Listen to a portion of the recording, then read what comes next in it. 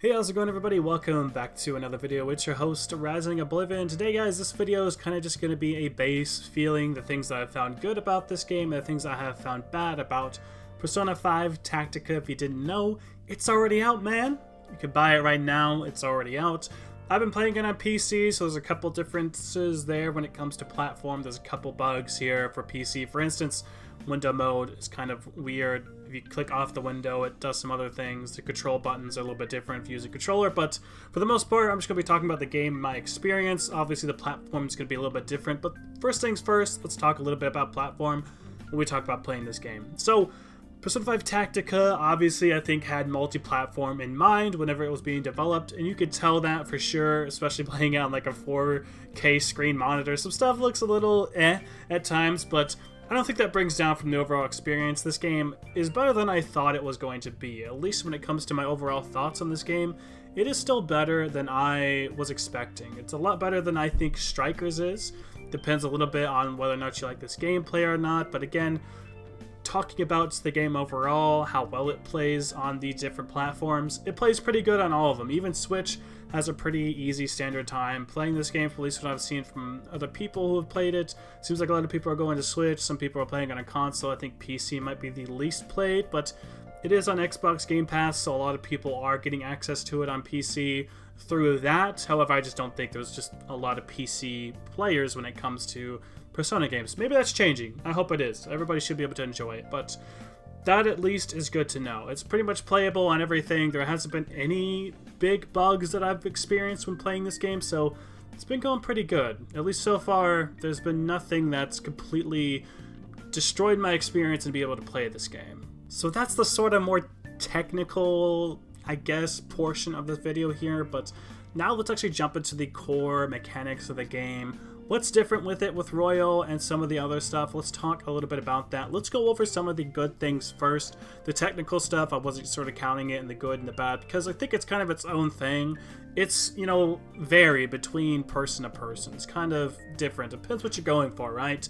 You could expect it to be really, really good if it's something that you want to be handheld on Switch. To you, it's probably really great. For someone that wants a big 4K console PC experience, obviously something like that's not as good for them. So it's really subjective when it comes to platform. But something that's not subjective is just how the gameplay actually runs. Of course, it's going to be objectively different compared to other games. So I'm going to be comparing it to Royal. I know I probably shouldn't, and comparing it to Strikers as well, just to preface this going forward, and some other JRPGs and whatnot. But I would say for the first time ever, we have a real competitor here when it comes to these tactical-based JRPGs. What Atlas did in this game is they at least did a super good job at that genre. If you're a person who's not into tactical-based games, this probably isn't going to be for you. If you do like Persona, however, I think you could very easily get into it. I'm not a person that's played a lot of these tactical-based JRPG games, but this being a tactical-based JRPG with the Persona characters makes it even easier for me to get into this. Of course, I know the characters, I know some of the moves and stuff like that. The combat's not very hard either to get into. They actually do a pretty good job teaching you all the different mechanics, hiding behind cover to have certain levels of resistances. So let's say the cover is only to your waist, you have like half resistance. If it's completely covering you, you get like full resistance. Somebody cannot hit you with a ranged attack, they have to come up and hit you with a melee attack or something like that. And there's even more to it than that. Like, there's different things with the different covers that you're a part of, but you can also have elevation, for instance, which elevation negates somebody's ability to hide behind cover. So you can hit an enemy if you're up high, so they do not actually have cover there. I'll have some gameplay and stuff on the background, so hopefully that helps you a little bit there. I'd like to preface before we go any further, I'm not going to be giving any story spoilers. It's just a random mission within the game, but the gameplay's good. I think if you like tactic-based games, you're really going to love this. If you're a person who just loves Persona, you're going to love this as well. I think there's something there for both of these types of people, and if you like both of those things, this game's definitely meant for you, because I think they did an amazing job here when it comes to the gameplay. They really listened and really tried their best. They tried really hard, I think, in order to nail down this tactical-based JRPG genre. Like I said, there's different ways of defense, there's different ways of attack, the different types of moves. Electricity, for instance, will shock somebody still, so they actually have no ability to move on the little tiles there. There's other things like burn, slowly taking damage over time, of course. If you use Garu, if you use wind attacks, it actually physically knocks the player from one area to the next. And let's say you're higher up on some elevation and you hit a character, it actually flings them off of the cover or the higher area and puts them down below, and you can get a chance for a critical attack, which then gives you a one more. So there's different things like that. There's all-out attacks if you have knocked down enemies, you sort of form a triangle. So the gameplay is great. They hit it on every single nail exactly where it should be. I think they did an amazing job on that. Let's move on over to the more Persona side, the characters and whatnot. There is a lot of dialogue, I'll go ahead and say that. There is a decent amount of it too that is not, you know, voiced. You're gonna have to click through some stuff. From what I've seen, all the side quests, not a single one of them actually have dialogue in it. Maybe the first one did or something, but the rest of them do not. So the side quests you're gonna have to do yourself. There are definitely other parts when just talking with the characters and blah and stuff like that. You're just gonna have to click to get through the dialogue.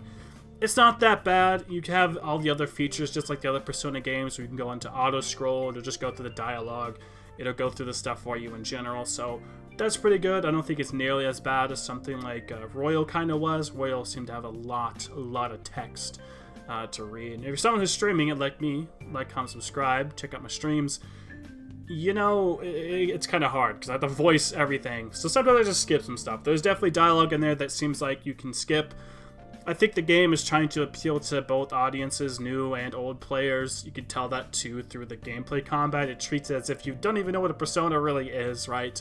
It tries to teach you all of these different things, but dialogue's good, the dubbing is good. There's a few times here or there where I hear a character though, and it's kind of quiet, which makes me wonder, you know, I think they definitely did some voicing stuff at different areas, and potentially maybe COVID or something like that affected some people's voice acting times and whatnot, and you could definitely tell that sometimes it's quieter for other characters at times, and sometimes a little bit louder, like the boss, for instance, within the first palace. She's pretty loud, then some of the new characters who show up, they're pretty quiet, which, again, the new characters, like I said, they did a good job at it. This music is also amazing, one of the best, I think, soundtracks so far.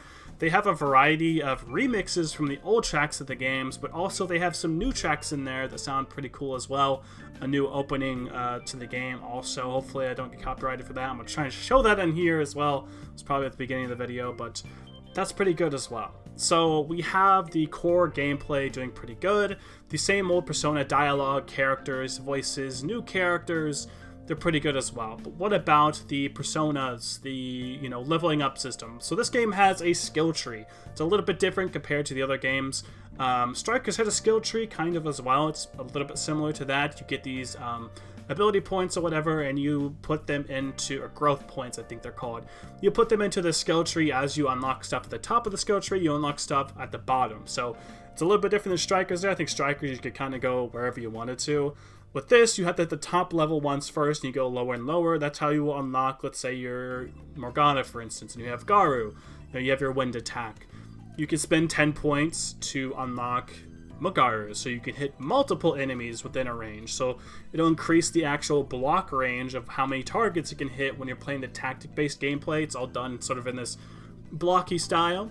And the amount of tiles there is how many enemies get hit. You can upgrade that growth for Morgana to where you can hit even more enemies, or you can have a stronger wind attack. There's also things like increase how much SP or HP you'd get if you just stand still and don't attack. You gain more stuff that way. There's boosts for your team, obviously being able to increase the strength of certain types of moves, like for instance you can just increase Garu type of attacks, so wind attacks just flat out do more damage than they would have before. And there's different tiers, obviously, so you can have like a minimal amount, a large amount, and like a really large amount of increase for like wind attack or something like that. And that goes for all the characters. So I won't go too far into it. I don't want to spoil too much of that, but there is a lot of stuff you can do there within the skill tree. Every character has their own amount of growth points, so it goes in tandem just with them, which I believe Strikers was kind of that way. So the growth points go particularly to your character. Something interesting here when it comes to Lavenza and making your personas and stuff like that. there are now sub-personas. Sub-personas are personas that you can give directly to the other members of the team. And something interesting about this, you don't even have to have Joker as part of your team, which is pretty cool. You only have a team of 3 in this, however, unless you're doing some of these like guard missions with the guard one character and bring them across the map. Technically, that character you're guarding can be a 4th member, but their health is usually pretty low, and you're just trying to get them from point A to point B, so technically at times there's kind of 4 party members, but there's 3 party members that you get to choose and that you get to build. However, you can use a baton pass to swap them out mid-battle and have them battle as well, which is pretty interesting. But like I said, you can give these sub-personas to these other characters. It basically is you just go to Lavenza, craft a new persona. You can then take that persona and give it to one of your other characters. So let's say, you know, I have Joker's persona. Obviously, the skills and whatnot is going to be directly involved with whatever persona I just made. But let's say I have a couple different personas that I have kind of on the back burner, not really using them. And also because you cannot switch personas mid-battle in this game, seems to be why these sub-personas are used. You can give these other personas you're not using to the other team members. So let's say I give it to Haru, and this persona I had the ability to use Zeo, so it has lightning abilities. If I give that sub-persona to Haru, Haru now has its abilities. Not only just its abilities and skills, but it also gets a stat increase as well. So Haru's health, SP, I believe it's also weapon damage, and also the melee damage will increase for that character. I think it's those 4 stats: HP, SP, melee, and your weapon damage. Those extra stats will be added to her, plus whatever skills that persona had. However, there is just 1 skill per persona, and then if you use a fusion, you also get a inherited skill. So technically you can have up to 2 skills on just 1 persona, at least from the point of where I am currently in the game. I don't know if that changes. Maybe it does. I'm not really sure. So you can add extra skills to the other characters within your team, which is really cool because all of the members in your team, I guess just 3 at the time, but you could baton pass to switch people out that are weak or something like that. You have a lot of potential to have a very, very big team full of a lot of attacks. You have a lot that you can work off of when it comes to these sub-personas and just the skills your characters will have in general. You have a lot that you can do. You can flat out just unlock an elemental skill sometimes in some of the people's skill trees. Like for instance, on no matter what, we'll have some fire attacks because her growth points that you allocate just will flat out unlock those skills forever, which I think is just to assume that your character is always going to have that. Joker also has that as well, which is pretty cool, I guess. But you're building a lot more of personas for all of the team, or all of the people in the team, I guess.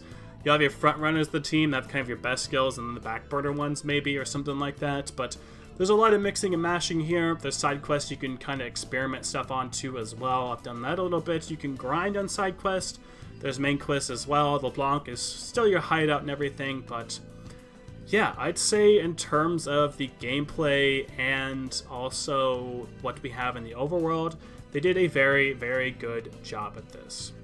I think it's interesting how they have these sub-personas to add to the other characters. I think that has some good and some bad, so it's kind of neutral, I guess, in terms of this review, but it's not bad. I wish the game ran a little bit better. I guess you could say that's something that I think is kind of bad. The cutscenes are pre-rendered in 30 frames a second, so it's a little and you can kind of tell at times some assets are a little bit low rendering. You could tell they're not quite the best. I think this art style lends really well actually to lower resolutions and whatnot. Don't get me wrong. And I think the game is great and still fun to play, just because I want to knock on some graphics. I know it's such a typical thing. Ooh, game looks bad, must be bad. No, I just know that it could definitely look better. The textures are definitely more low poly than something I'd even say like Royal, which was made on the PS3.